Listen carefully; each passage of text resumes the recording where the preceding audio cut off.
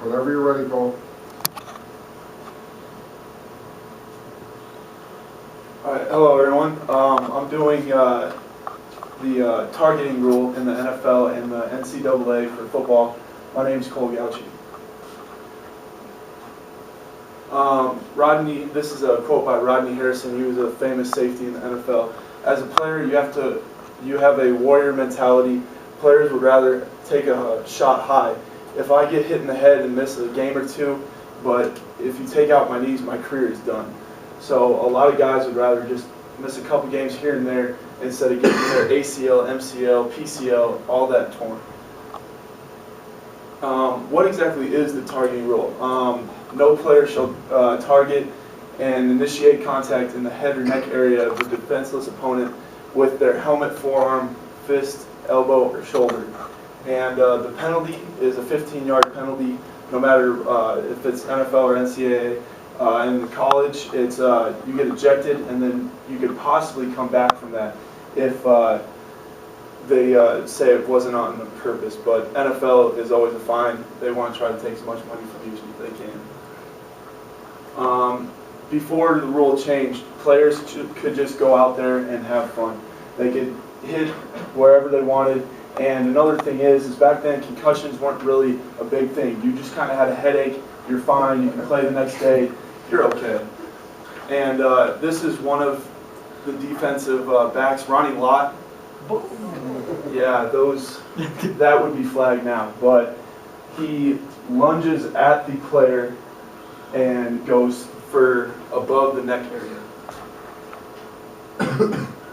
So now, after the rule change, on the defensive side of the ball, Troy Polamalu, who plays for the Pittsburgh Steelers, said, "I've been put in those situations several times, but you try your best to make a conscious decision, because when you're out there on the field, anything can happen, and it's just a split-second decision where you have to know where you're going to hit the guy."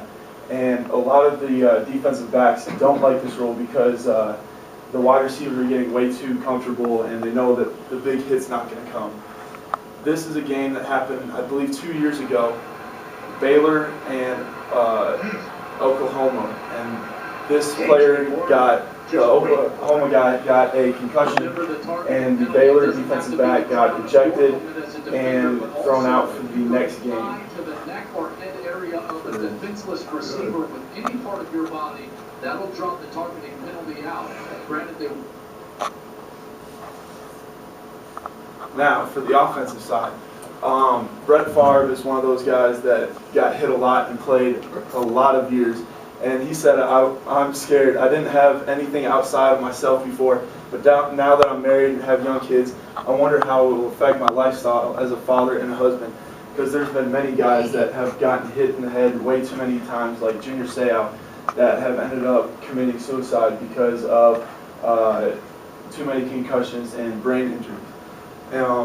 The NFL and the NCAA have been trying to help their athletes in the long run when they can be blindsided by the short-term goals. Because even for myself, I always think about, oh man, can I get in this next game? Can I get in this next game? Come on, Doc, let me just get cleared for this next game. And this is one of the Patriots tight ends. Watch his knee. And this is what a lot of the wide receivers and tight ends are talking about. Since they can't get hit above the head anymore, they start diving at their legs. And on this, Gronkowski tore his ACL and PCL. You can see there by the look on his face. His knee is right there. Looks like his right knee got hit first.